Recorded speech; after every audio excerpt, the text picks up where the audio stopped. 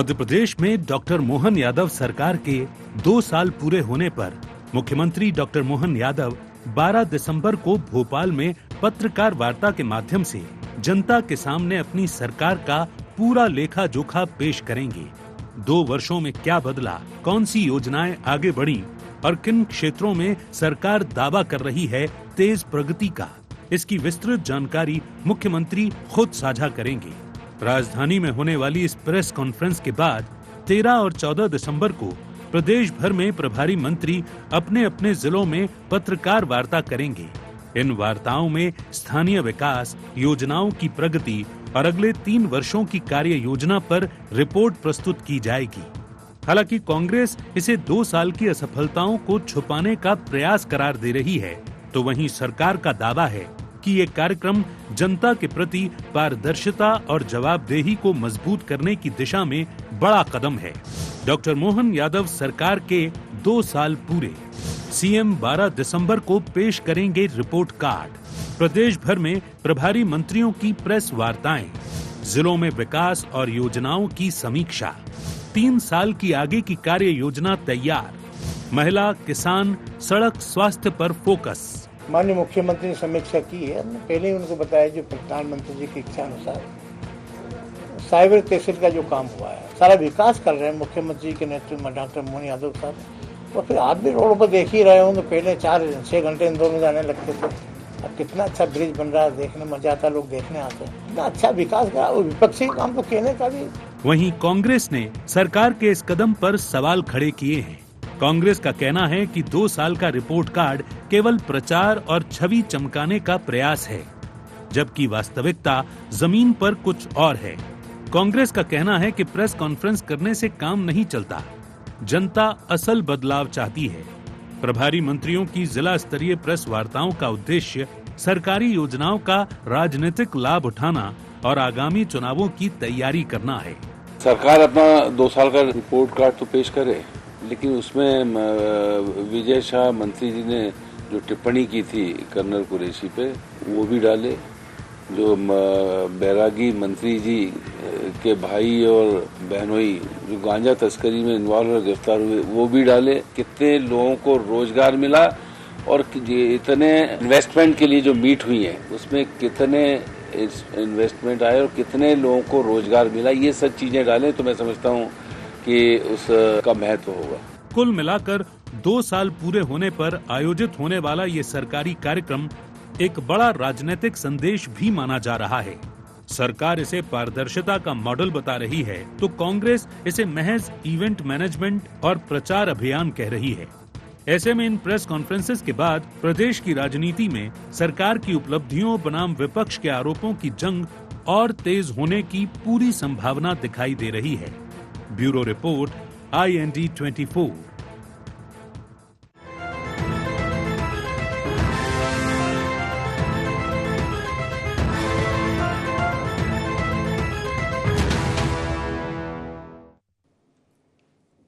नमस्कार, IND agenda बेमिसाल 2 साल में आप सभी का स्वागत है। मैं हूं आपके साथ दिव्यांशु जोशी। तो मध्य प्रदेश में डॉक्टर मोहन यादव सरकार के 2 साल पूरे होने पर मुख्यमंत्री डॉक्टर मोहन यादव 12 दिसंबर यानी कि कल भोपाल में पत्रकार वार्ता के माध्यम से जनता के सामने अपनी सरकार का पूरा लेखा जोखा पेश करेंगे।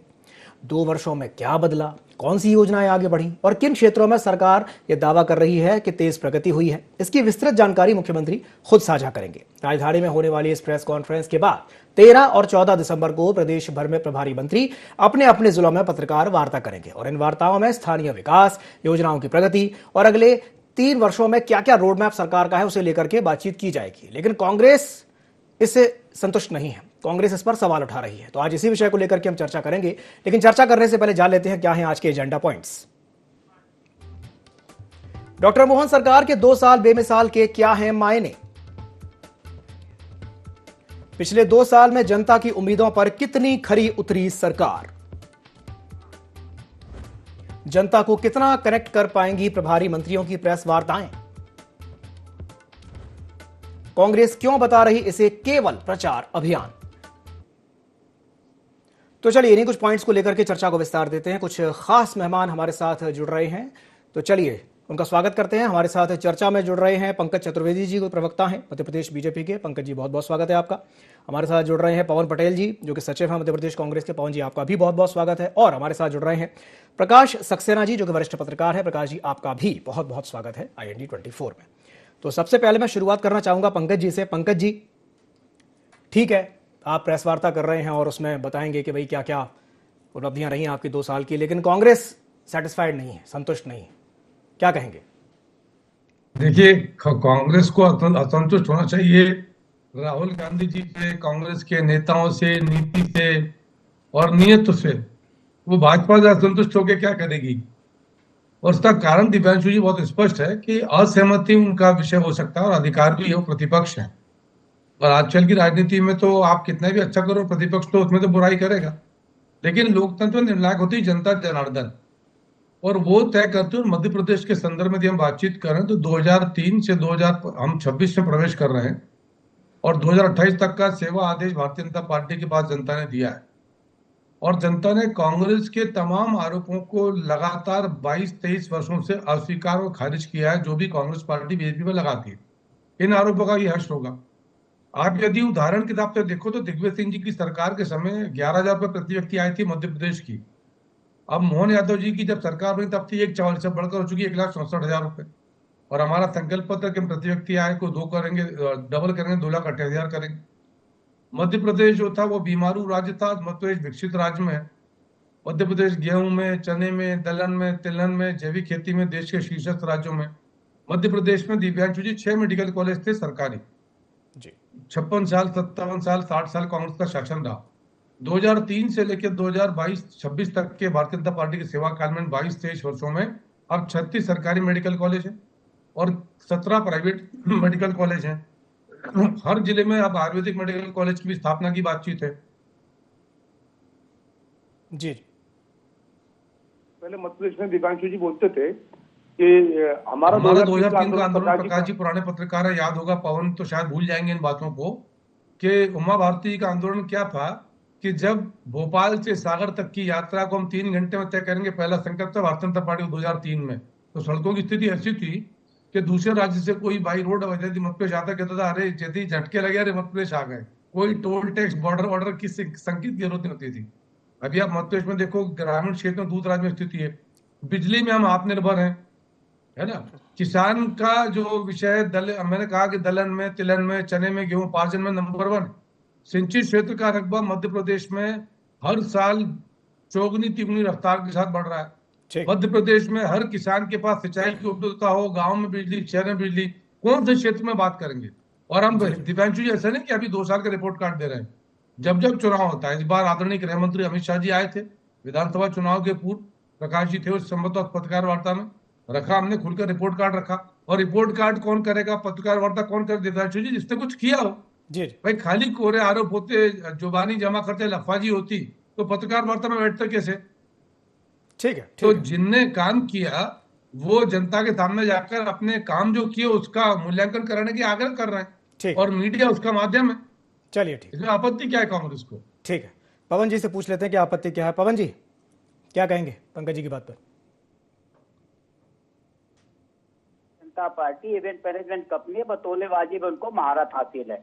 परम आदरणीय पंकज जी जैसा बोल रहे हैं कि विपक्ष के हैं तो विरोध करेंगे, मैं तो कहता हूँ विपक्ष का हूँ, मैं कहता हूँ मैं स्वागत करूंगा। 3,000 लाडली बहना को दे दीजिए, किसानों के दुगनी कर दीजिए। किसान जो खाद की लाइन में खड़ा होकर आत्महत्या कर लेता उसको डंडे ना पड़े तो हम कर दे स्वागत, लेकिन ये करेंगे नहीं। बतौलेबाजी में भारतीय जनता पार्टी के नेताओं को नंबर 1 में महारत हासिल है। इतनी बतौलेबाजी हम कहते हैं कौन सा फिलॉसफी है कि हमें अपने काम बताने के लिए प्रेस कॉन्फ्रेंस करनी पड़े? बड़ी अजीब सरकार है। इनको विधानसभा में फ्लैग कार्ड लेकर के अपने काम बताने पड़ते हैं क्योंकि जनता उन कामों को महसूस नहीं करती। ये बड़े अजूब मुख्यमंत्री हैं मोहन यादव जी, जो जनता से हर कोई भी भाषण को सुनिए वो कहते हैं अभिनंदन। अरे भैया ऐसा काम करो कि जनता अपने आप अभिनंदन करे। बार बार अभिनंदन करने के लिए आपको सिफारिश न करनी पड़े, जनता की करने के लिए कि करो अभिनंदन।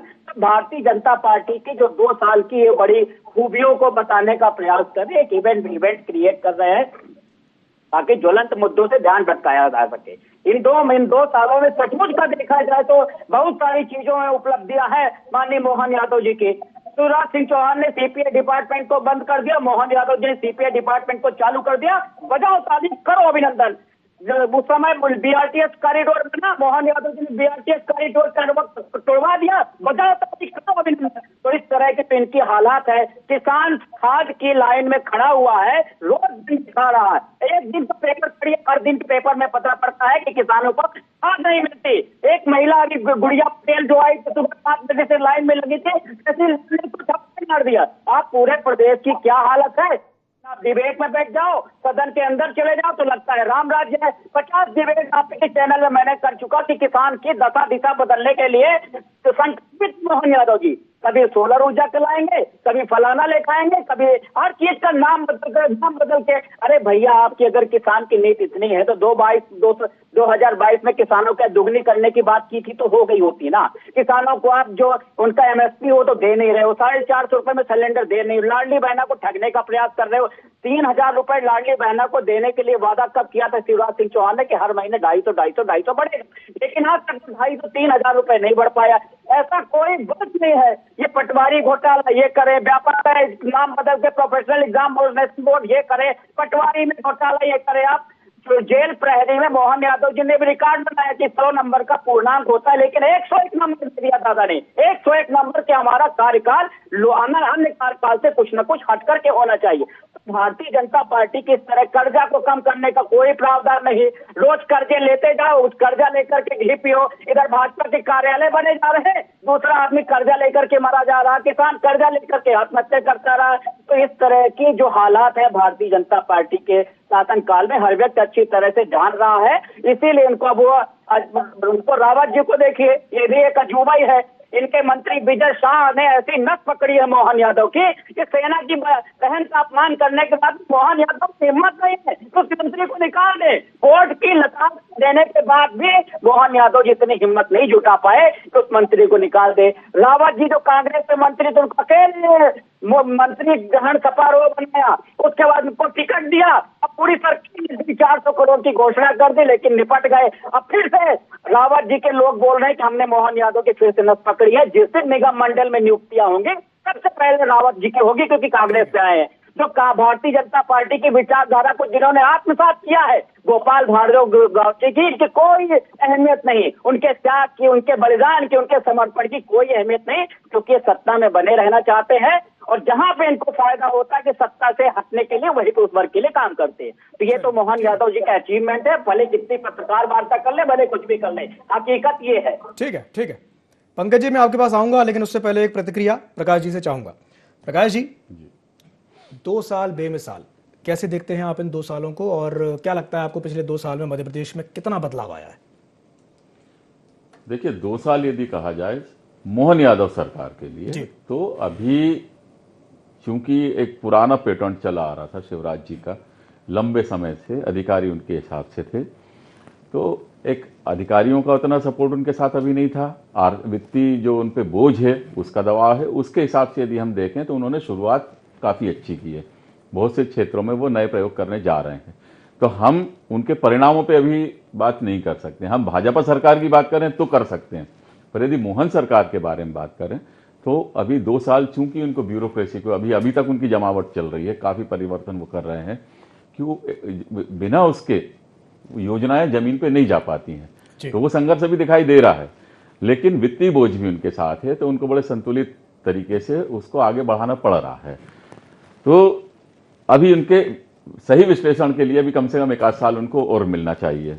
अब हम यदि आर्थिक हालात, जैसे पंकज जी ने बात करी कि उमा भारती जी ने जो 2003 में सत्ता संभाली थी, वाकई में दिग्विजय सिंह जी का जो दूसरा कार्यकाल था बहुत चिंताजनक था। सड़कों के बहुत बुरे हाल थे, गड्ढे गिनने की प्रतियोगिताएं होती थी, आर्थिक तंगियां थी, दैनिक वेतनभोगी आत्महत्याएं कर रहे थे। बहुत मतलब एक ऐसा काल कह सकते हैं जिसका आज तक लोग भूले नहीं, राज्यों में होने लगी थी। जी। और भाजपा विकास के मुद्दे को लेकर उन्होंने सारे मुद्दे छोड़ के वो सरकार में आई थी, पर वही उमा भारती जी के अभी बयान उससे विपरीत दिख रहे हैं। अभी मैंने 2-3 उनके जो वीडियोस देखे हैं तो उन्होंने भ्रष्टाचार होने की बात को कबूला है। उन्होंने, जो मैंने पिछली डिबेट में भी कहा था, उन्होंने कहा कि यदि हम सड़कों को विकास मान लें तो जो हमारे प्रदेश पे कर्ज 4,64,000 का, आप हिसाब लगाएं कि सड़कें कितने की बनी और ये कर्ज कैसे हो रहा है, टैक्सेस तो अलग से हैं।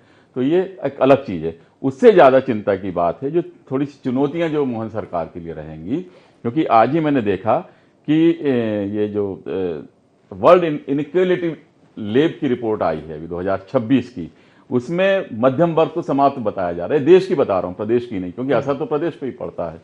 तो इनइक्वालिटी भयानक बड़ी है, मिडिल क्लास खत्म बता रहा है वो। 10% लोगों के पास लगभग 65% संपत्ति और आय के साधन 58% हैं। तो हम यदि एवरेज आय यदि बढ़ने की बात कर रहे हैं तो वो यहाँ पर फेल होती है, क्योंकि किसी के पास करोड़ों अरबों रुपए हैं और किसी पे कुछ नहीं है, कुछ भी नहीं। तो ये इनइक्वालिटी दूर करना सबसे बड़ी चुनौती है। इसमें आपको जो फंडामेंटल राइट्स देना पड़ेंगे पब्लिक को, उनके समानता के अधिकार के आपको कड़ाई से पालन करना पड़ेगा। और देखिए नोट का, रुपए का भी अवमूल्यन हो रहा है, तो इसलिए आय को उससे तुलना नहीं कर सकते हैं। आम जनता की क्रय शक्ति बढ़ाना बहुत जरूरी है। अभी के जो रोजगार के आंकड़े हैं जो रजिस्टर्ड हैं, इनके उस पे 25 लाख से ऊपर बेरोजगार रजिस्टर्ड हैं और 4 लाख लोगों को प्राइवेट कंपनियों के ऑफर लेटर दिए गए हैं, जो चिंतनीय है। ऑफर लेटर रोजगार नहीं होता है। तो हमें लोगों की आय, क्रय शक्ति बढ़ाने पे जोर देना पड़ेगा। और जिस तरह से वो काम कर रहे हैं अभी, वो ग्रामीण क्षेत्रों में और जो दूसरी योजना है वो पर्यटन के क्षेत्र में ला रहे हैं। इसके अलावा सरकार को कुछ जिम्मेदारी खुद उठाना पड़ेगी, कुछ सरकारी जॉब उनको क्रिएट करना पड़ेंगे। तो ये उनके सामने चुनौती है अभी। बिल्कुल सही कहा आपने। और एक बड़ी अच्छी बात आप बोल गए कि भाई ऑफर लेटर देना रोजगार देना नहीं होता। पंकज जी क्या कहेंगे इस पर? भारतीय जनता पार्टी की सरकार केंद्र की हो, राज्य की हो, हमारा प्रयास होता है कि रोजगार यानी स्वरोजगार। अभी जब भी रोजगार की बात आती है तब नौकरी की बात आती है जी। और पूरे देश में इस कांग्रेसी कल्चर के चलते ये मानसिकता डेवलप हुई कि रोजगार यानी नौकरी। और हमने धीरे धीरे अपने उस शानदार मानव संसाधन को नौकरी पाने और नौकरी लेने की मशीन बना दिया और सिखाया गया कि पढ़ो लिखो और नौकरी करो। पर उद्यमिता की बातचीत नहीं करी गई, जो हमारी शक्ति थी। हम जब अंग्रेज आए तब हम सोने की चिड़िया कहलाते थे और ग्लोबल इकोनॉमी में भारत का योगदान 33% था, 33%। अभी 2.5-3% हो गया था बाद में। अभी तो हम चौथे नंबर की इकोनॉमी है दुनिया की, फिर वापस मजबूती से के साथ आ रहे मोदी के नेतृत्व में। और ऐसा क्यों था कि भारत में छोटे छोटे उद्योग धंधे, कुटीर उद्योग थे, स्वरोजगार था। और उसी मॉडल पर सरकार काम कर रही है, लेकिन आधुनिक गति के साथ, आधुनिक शैली के साथ काम कर रही है। और इसीलिए आप देखोगे कि माननीय मुख्यमंत्री मोहन यादव जी ने देश का, विदेश का, राज्य का हर जगह दौरा किया और हर जगह से निवेशकों को आमंत्रित किया। और मध्य प्रदेश में निवेश को लेकर जो वातावरण था उसमें उत्साहजनक वृद्धि हुई है। हम स्पेशल एरिया बना रहे हैं, सब्सिडी दे रहे हैं, सस्ती जमीन दे रहे हैं, लैंड पुलिंग हमारे पास, सेंट्रली लोकेटेड हम, यातायात के साधन हमारे पास, फ्रेट कॉरिडोर मध्य प्रदेश से गुजर रहा है, रोड कॉरिडोर मध्य प्रदेश से गुजर रहा है, मध्य प्रदेश में बिजली है, लॉ एंड ऑर्डर सबसे बेस्ट है, किसी प्रकार की कम्युनल वायलेंस नहीं है, क्लाइमेट बहुत अच्छा है, वाटर रिसोर्सेज बहुत अच्छे हैं, एनर्जी अच्छी है और सबसे अच्छा मध्य प्रदेश के लोग अच्छे हैं। तो मुझे लगता है कि जो प्रयास माननीय मोहन यादव जी कर रहे हैं उनका एक ही सपना है कि मध्य प्रदेश में प्रति व्यक्ति आय को मैं डबल करूं, सिंचित भूमि डबल करूं। हर चीज यदि दुगनी होती चलेगी ना तो अपना विकास होगा। और ये आय जो डबल होती है कहाँ जाती है दिव्यांशु जी? इसी बाजार में आती है ना। आप देखो केंद्र सरकार ने कितना बड़ा फैसला लिया जीएसटी कम करके, ऐतिहासिक फैसला।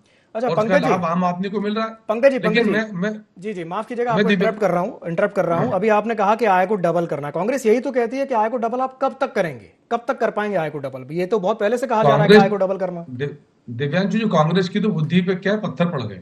अच्छा, ये 2004 की और 2014 की एमएसपी देखिए ना, शिवराज सिंह चौहान ने देश की संसद में बताया।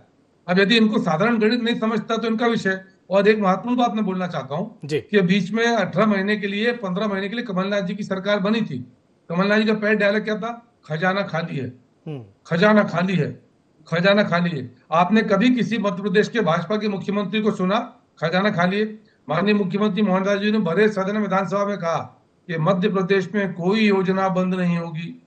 हम हर महीने 1850 करोड़ रुपए लाडली बनाओ को देते आए और 5 वर्ष का हमारा संकल्प 3000 का, हम 3000 पूरा करेंगे, लिख के दिया है ना संकल्प। इनके बोलने से क्या होता है? ठीक है, ये तो धोखेबाज लोग हैं कांग्रेस के लोग। चलिए रिएक्शन ले लेता हूँ। चलिए ठीक है, खजाना खाली। ठीक है पवन जी वो कह रहे हैं कि भाई खजाना खाली कहते थे और उनकी सरकार आई तो कह रहे नहीं खजाना भरा हुआ है। उनके लिए खाली था और कैसे भरा हुआ है ये थोड़ा सा आप बता दें। इलेक्ट्रॉन बॉन्ड वाला भरा होगा तो वही भरा दिख रहा होगा, बाकी तो पूरी दुनिया देख रही कि कितना कर्जा ले रहे हैं। 25,000 करोड़ ब्याज चुकाने के लिए कर्जा ले रहे हैं। हमारे मट्टी में पत्थर पड़ गया, जनता के मट्टी में पत्थर पड़ गया। जीएसटी को बढ़ा करके ऐतिहासिक फैसला था, जीएसटी को घटा करके भी ऐतिहासिक फैसला। गजब, तालियां बजाओ, करो अभिनंदन, गजब का तमाशा है। सहारा की जमीन देने की बात करें, सहारा की जमीन दिया ना, विधायक जो इनके भारतीय जनता पार्टी के विधायक है, ऐसे चेकों से रजिस्ट्री करा दी जो चेक भुने ही नहीं।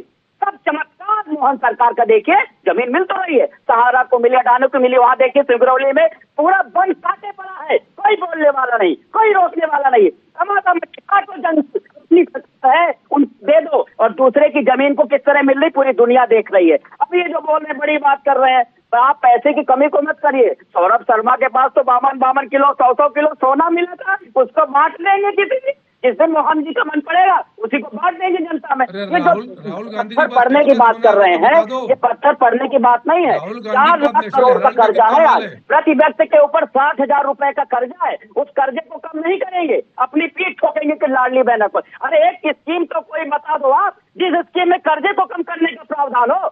तो आदमी अगर पकौड़े कर रहा है तो पकौड़े करने वाले को भी इन्होंने अपने हिस्से में कर लिया। माननीय नरेंद्र मोदी पवन जी, राहुल गांधी पर नेशनल हेराल्ड का कितना माल है वो तो बता दो।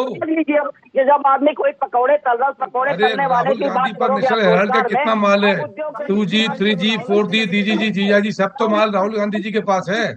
देखिए भारतीय जनता पार्टी की नीतियां ऐसी है, सिंगल विंडो नाम का बना हुआ है। बड़े बड़े उद्योगपति आते हैं, अनिल अंबानी को अचारपुरा में जमीन दे दिया था धीरू भाई नॉलेज सिटी खोलने के लिए। वो भाई अरे परेशान मत हो पवन जी, हताश निराश मत हो। ये उद्योगपति जो है, उद्योगपति भारतीय जनता पार्टी को अपने हिस्से से चलाने का प्रयास करते हैं। हम कहते हैं कि अगर उद्योग गए थे तो कितने हिस्से आया, कितना % उद्योग आया। आदरणीय पत्रकार जी ने जैसा बोला कि नियुक्ति पत्र वितरण से नहीं होगा, जब रोजगार मिलेगा, जब सैलरी मिलेगी तब उसको काउंट करिए। लेकिन ये भाई साहब घोषणा कर दिया मोहन यादव जी ने, तो इनके विकास पत्र में ऐड हो गया। एक्चुअल में भले कुछ भी हो, हम कहते हैं कि बोला था इन्होंने 2022 में किसानों की दुगनी हो जाएगी। क्या किसानों की दुगनी हुई बता दे, किसानों के दुगनी, इसका जवाब नहीं देंगे। 2 करोड़ रोजगार मिल गया यहाँ मध्य प्रदेश समाज कर रही है, लेकिन एक बार कमलनाथ जी के गिरेबान में झांक लेना। ये भारतीय जनता पार्टी अपने हर पहलू पर फैल हो चुकी है। अब ये साथ में बोलेंगे पंकज जी, देखिए पंकज जी आप ही से सब कुछ सीखो, कम से कम आपको मेरी बात को हो जाने दीजिए, साथ में आप बोलेंगे बताइए। पवन जी, पंकज जी, ठीक है, प्रकाश जी को भी इन कर लेते हैं, उनसे भी मैं एक सवाल पूछना चाहूंगा। प्रकाश जी, एक सवाल ये भी है कि ये जो प्रेस वार्ताएं होने वाली हैं, जो प्रभारी मंत्री अपने अपने क्षेत्रों में जाकर के करेंगे, आपको लगता है कि जनता कनेक्ट कर पाएगी इनसे? नहीं, ये एक तरफा संवाद है जी। आप सवाल लेंगे, लोगों की समस्याएं सुनेंगे, तब उसका जवाब होगा। बिल्कुल। तो सरकार अपने, उसके पास जो संसाधन है वो अपना बताएगी कि हमने ये किया है, उसके बाद उसके पास सवाल आएंगे। तो ये तो अब आने वाले समय में हम देखेंगे कि कौन से सवाल आते हैं। पर जो मुख्य जो पंकज जी ने बात करी थी कि जो आय के संसाधन हैं, सबसे बड़ी समस्या है कि जो इनइक्वलिटी जो बढ़ रही है, उसका कारण है कि जो टैक्सेस, जो रेवेन्यू कलेक्ट करती है सरकार, जैसे हम जमीन का जो पानी है झरनों से, नदी नालों से होकर समुद्र में जाता है, फिर जो मानसून उठता है वापस धरती पे वो बिखेर देता है। तो उस तरह का जो टैक्सेस, जो रेवेन्यू है सरकार का, वो पब्लिक को रोजगार क्रिएट करने, ऐसे कामों में खर्च होता था कि लोगों की जेब में पैसा जाए। इस समय जो आर्थिक असमानता का जो मुख्य कारण मुझे लगता है कि वो विशिष्ट जेबों में जा रहा है। उसमें पारदर्शिता ये नहीं है, वो पारदर्शिता होना चाहिए कि वो पैसा किसकी जेब में जाना चाहिए। वो पैसा वापस जनता के लिए, पहले जो प्रक्रियाएं होती थी नौकरी की, आर्टिकल 14 मतलब सबको समान अधिकार होता था, आजकल कई चोर दरवाजे बन गए हैं। ऐसे काम धंधों को लेके आप विधायकों की यदि वो ADR की रिपोर्ट देख लेंगे कि ये लोग प्रॉफिट कैसे कमा लेते हैं और आम जनता, एक आम युवा जो बेरोजगार होता है उसे कितनी दिक्कतें हैं। तो जो इजी मनी है वो सरकारी धन से आती है, इसलिए सरकार की जवाबदेही है कि वो सरकारी नौकरियां भी क्रिएट करें। हम उनको आत्मनिर्भर छोड़ के, रुपए की तरह आत्मनिर्भर छोड़ के ऐसे असहाय नहीं छोड़ सकते। सरकार को जिम्मेदारी लेना पड़ेगी, ये उनके साथ चुनौती है मोहन यादव जी के साथ। पंकज जी, आपकी टिप्पणी प्रकाश जी की बात। मुझे लगता है कि अभी बहुत बड़ी बड़ी बातें भ्रष्टाचार को लेकर करी कांग्रेस के हमारे मित्र ने। तो इनके एक नेता थे देश के प्रधानमंत्री राजीव गांधी जी, है ना, और राजीव गांधी जी ने दिव्यांशु जी खुलेआम स्वीकार करा था कि केंद्र से 1 रुपया जाता और 85 पैसे चोरी हो जाता। सरकारें कांग्रेस की थी, तो जिस पार्टी के नेता के तौर पे राजीव गांधी जी स्वीकार रहे प्रधानमंत्री के रूप में कि कांग्रेस पार्टी की सरकारें भ्रष्टाचार और चोरी करती थी, मैंने पूछा कि नेशनल हेराल्ड में राहुल गांधी के पास कितना माल है, प्रियंका जी के पास कितना माल है, 2G 4G DGG सारे तो घोटाले किए। तो एक बार वो देखो, और जो सरकार का पैसा होता है ना दीपांशु जी, वो ओपन होता है, उसका बजट होता है, सदन में रखा है हिसाब किताब जी। जो सरकार का पैसा मेरा आपका नहीं कि उठा के जेब में रख लिया किसी ने। ठीक है, चलिए ठीक है। और ये सरकार कार्रवाई करने को लेकर संकल्प यदि कोई भी गड़बड़ करता है, ठीक है, उस पर कार्रवाई हमारी सरकार करती है। चलिए पंकज जी भी कुछ कहना चाह रहे हैं, पंकज जी भी कुछ कहना चाहते तो हम है ना उनको। ठीक है, ठीक है, पवन जी कुछ कहना चाह रहे हैं। कमलनाथ जी का क्यों नहीं कहा इन्होंने खाली खजाने का? कमलनाथ जी ने विलाप क्यों किया? इसका तो उत्तर देना है। कमलनाथ जी विलाप करते रहे लगातार कि खजाना खाली उसका क्या उत्तर है? क्यों नहीं काम किया अपनी सरकार ने? 2 लाख तक का कर्जा किसान का माफ 10 दिन में सर राहुल गांधी बोल गए थे, क्यों नहीं माफ किया 2 लाख तक का कर्जा? कमलनाथ जी का खाली खजाना था, फिर भी उन्होंने 27 लाख किसानों का कर्जा माफ किया, 100 रुपए में 100 यूनिट बिजली दिया। तो कई चमत्कारी काम कमलनाथ जी ने किया, कुछ भी बोलते रहिए। अब ये जो अभी पत्रकार वार्ता की बात चल रही थी, तो मोहन यादव जी से जब टफ सिरप के बारे में किसी पत्रकार ने पूछा था, अरे क्या बात करें, छोड़ो उसको, ये पत्रकार वार्ता में जवाब दे इसी टाइप की होगी। एक भी प्रश्न आएंगे, हम कहते हैं कि अगर ये सचमुच का करना चाहते हैं कल खुली पत्रकार वार्ता कि जनता पूछे कितने सवाल पूछना है, लेकिन ऐसी पत्रकार वार्ता नहीं होगी, ये अपना विकास कार्ड दे देंगे और चले जाएंगे। तो भारतीय जनता पार्टी की फितरत है, ये अजीत पवार जैसे लोग उसकी बात नहीं करेंगे। चलिए ठीक है, बहुत बहुत धन्यवाद आप तीनों मेहमानों का हमारे साथ जुड़ने के लिए, चर्चा में शामिल होने के लिए। समय की बाध्यता के चलते मैं इस चर्चा को यहीं समाप्त करना चाहूंगा। तो अब जो प्रेस वार्ताएं होने वाली हैं, मंत्री जाएंगे, जनता के बीच बात को रखेंगे। अब ये जनता है, पब्लिक है, सब कुछ जानती है, सब समझती है। IND एजेंडा में फिलहाल के लिए इतना ही। मुझे दीजिए इजाजत और आप बने रहिए IND 24 के साथ। नमस्कार।